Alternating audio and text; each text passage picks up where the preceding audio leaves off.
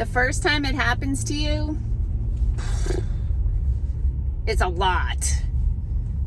Once you figure out what it is, then it's less. Hi, I'm Dr. Patty Barch. I'm a traditional naturopath, founder and owner of Naturally Unbridled Wellness and naturallyunbridled.com, where we focus on wellness solutions, not disease management. This is Down the Ridge with Dr. Patty, where I give you 7 to 10 minutes of holistic life and wellness information on my way to work. This is not medical advice. It's not even true. It's completely for entertainment purposes only. Don't listen to me. I'm sure you've decided that there's somebody in charge of your body, and that's the person you should listen to. So this is just a show. So anyway, I'll never forget the first time I found a lump in my breast. What? Yeah. So the first time it happened, I was, like every single woman who's ever found a lump in her breast, like, oh crap. Like, I'm in the bathroom texting my best friend, oh my God, I just found a lump. I can't tell my husband because I'm afraid he's going to be super worried. Like, I got to figure out what is going on here. At the time, I remember this, I had already been doing a breast thermography for monitoring breast health. And I messaged the thermographer and I was like, hey, I just found a lump. I want to come in. Now, I've already established my thermography baseline. That means the medical doctors that interpret the scans have identified what my thermal pattern, basically like a fingerprint, is, so that if there's any changes to the breast, they'll know it because they've got a map to compare it to. So I messaged Diane and I'm like, hey, I just found a lump in my breast. I want to come in and get a thermography scan done. And we scheduled one. And then it was like for like the following week or something because of her schedule and my schedule, whatever.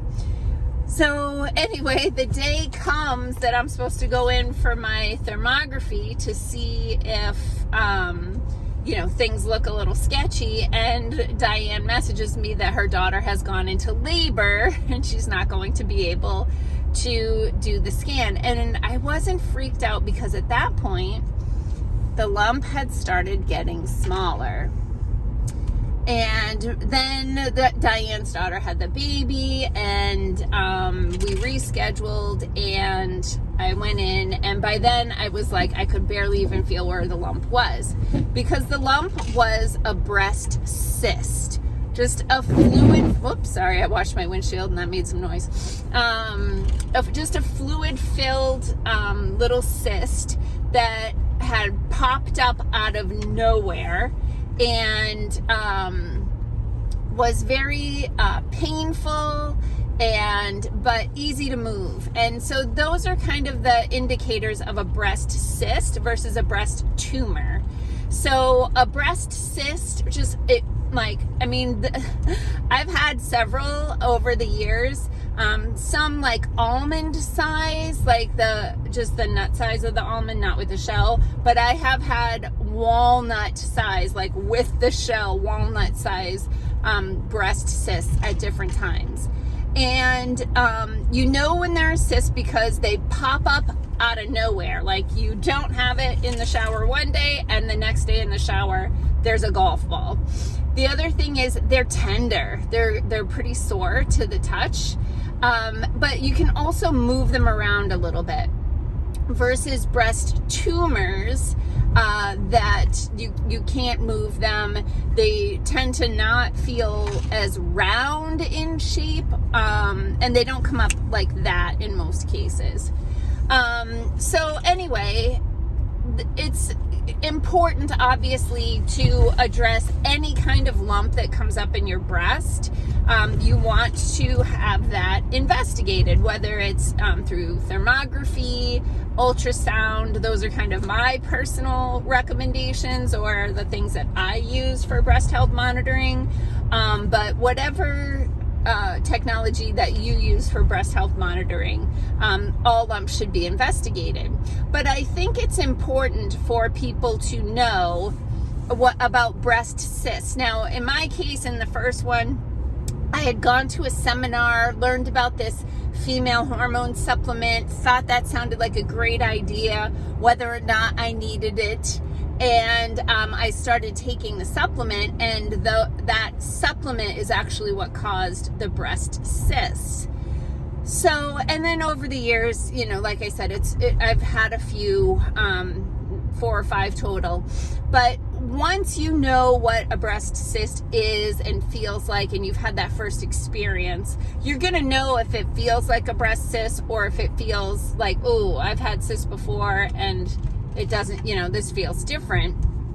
Then of course you want to get that taken care of as soon as possible. But I do want to say one thing that happens so often, because once we get triggered into fight or flight,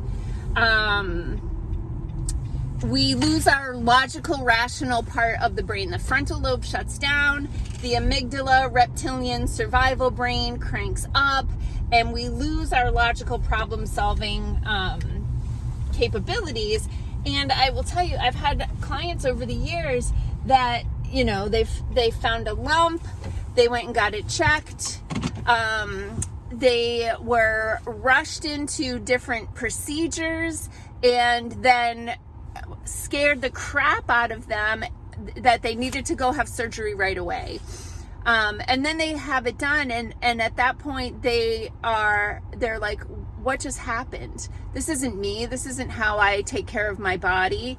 But they were pressured and scared for sure into taking medical action when they would have liked to have just had some time to think.